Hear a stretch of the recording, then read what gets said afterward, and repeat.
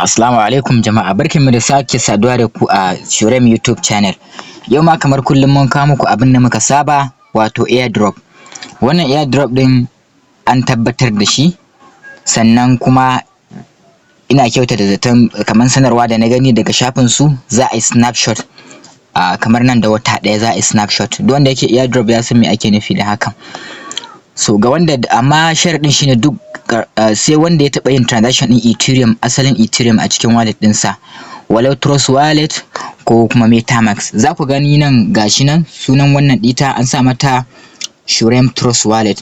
Ma'ana na yi importing ɗin press recovery ɗina na Trust Wallet ne a MetaMask. Shi yasa ku ganta a haka, sai na sanya mata suna. So koma menene da idan a Trust Wallet za ka yi duk method ɗin ɗaya ne, idan ma a MetaMask za ka yi abin ɗaya ne, amma dole ya zama sharaɗin ka taɓa yin transaction na Ethereum. Kamar yadda ni ake gani ga Ethereum ɗina ma da net transaction har akwai ragowar $1.61. So kai tsaye abin da mutum zai yi, wannan link ɗin da muka aji shi mutum zai ɗauka ya yi pasting idan a Trust Wallet, idan a MetaMask ne ga inda dApps yake, kowa ya san inda dApps yake. Misali wannan gashi nan pointer tana yawo ta wurin, sai mutum ya taba kawai. So nan already na riga na yi pasting ne, so kawai za ka yi pasting a wurin. In ka zo za ka ga in ma empty ne misali, sai ka yi pasting din wannan link din da na baka. So idan ka yi pasting, abin da za ka yi na gaba shine za ka ga ya kawo ka wannan wurin, gashi nan kuna gani sign up for free. Sai mutum ya taba wannan sign up for free din kamar yadda kuke gani. Gashi nan ni da yake na yi connecting wata wallet ce, so amma zan zaɓi connect to wallet. So abinda zai kawo ku ba za ku ga hakan ba, abinda zai nuna muku kawai za ku ga connect to wallet, sai ka zaɓi MetaMask. Abinda mutum zai gani kenan. So ni zan yi connect another wallet. Yawwa gashi nan ma da na danna connect another wallet din, kun ga ya nuna min option din ga ta na MetaMask. To yanzu MetaMask zan taɓa akan nan, an fahimta ai. To idan na taɓa MetaMask, kun gani ya kawo ni nan, sai na danna connect. Kun ga yanzu ya yi connecting. So abinda zan yi na gaba sai in danna sign now. Kun gani sai kuma in ƙara danna wannan sign din. Gashi nan kun ga ya sa login you in. So mutum ya dan jira kaɗan. Yana login. Yawwa alamu ya nuna cewa ya gama login din. So idan ya gama login zai nuna muku haka, sai mutum kai tsaye ya danna ainihin wato next din nan. Idan mutum ya danna next din nan, za a buƙaci ya sanya email address ɗinsa. So misali gashi na zan sa email address ɗina, misali gashi nan na sanya email address ɗina. So sai in danna next. Kun ga abin da zai kawo ku nan wurin. Yawa kun ga ya ce congratulations, you just earned your first 250 EMC. Sai mutum ya danna grade. So yanzu wannan EMC ne idan ka duba shi a coin market cap, za ka gan shi a watch list, za ka iya ganin shi, alamun cewa al'amuran su ya kusan gabatowa kenan ga waɗanda ba su samu sun yi ba. Snapshot ɗin da ya kamar yadda muka faɗa ba zai wuce wata ɗaya ba insha Allah, sai dai kuma tsarin da su team ɗin suka yi. To sai mutum ya danna wannan grade ɗin a wannan matakin kenan. So na danna grade gashi nan. So nan wasu bayanai ne ga interest. So kawai dai mutum zai zaɓi abin da yake da sha'awa ne, sai ka ɗan yi scrolling ƙasa.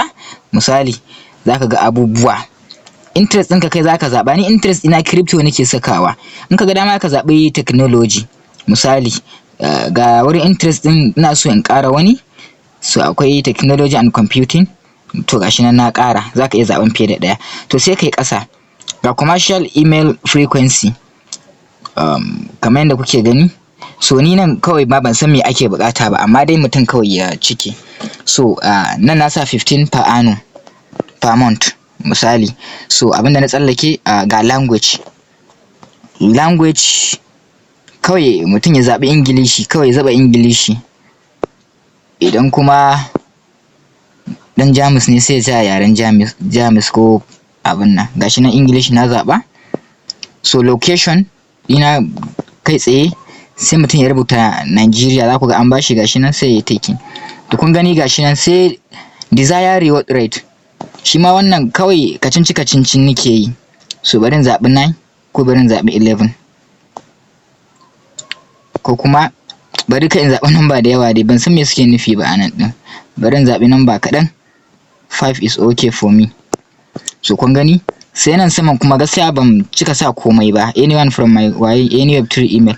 So gashi nan in ka ga dama za ka zaɓi da abin da kake so, no contact. Nan ma in ka ga dama za ka iya zaɓa.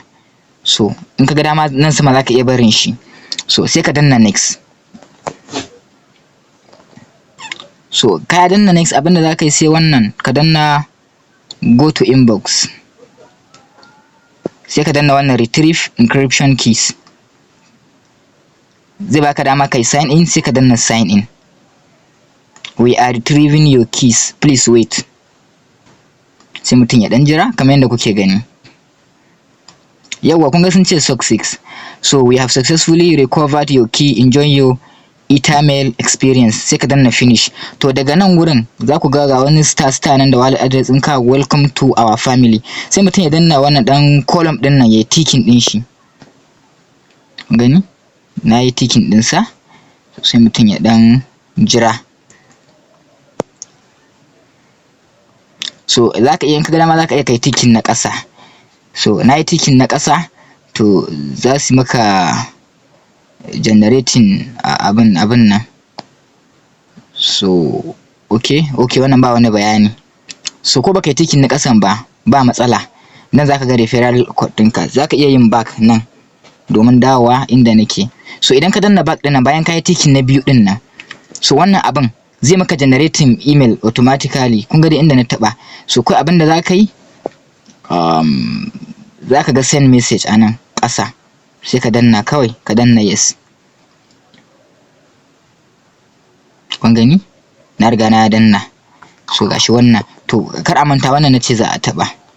So yanzu kun ga na taɓa wannan, nan sama ɗin gashi nan inda aka sa 0 EMC, sai mutum ya taɓa shi. Yawwa, na riga na gama. Yanzu kun gani ko? A sama nan sun ce your wallet is verified. To duk wanda aka masa verify na wallet ɗinsa shine wanda za a ba wannan wato airdrop ɗin. Wanda kuma ba a masa verified ba, baya cikin waɗanda za a ba. So wannan shine ka'idan da suka sanya. So wanda dai in baka taɓa transaction na Ethereum mainnet ba akan wallet ɗinka, to gaskiya ba za a baka, baka cika ka'idan ba. Sannan za ku gana available EMC ɗina bai riga ya bayyana ba, saboda sun ce sun sami huge abin nan transaction, zan ce ko mene.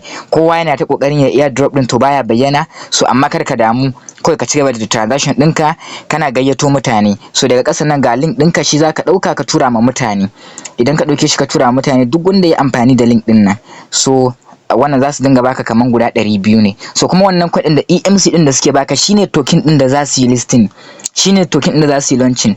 Da zaran an baka, duk farashin da ya zo wannan shine mallakin ka, ba wai wani coin za su bada daban ba, a yanda na fahimce su. So Allah ya ba mu sa'a, sai mutum ya amfani da referral ɗinsa ya tura wa mutane. Allah ya sa mu dace, Allah ya sa mana ɗaya daga cikin waɗanda za su samu wannan airdrop ɗin. Kada a manta, ka'idar shine sai ka taɓa yin transaction da metamask ɗinka na Ethereum mainnet.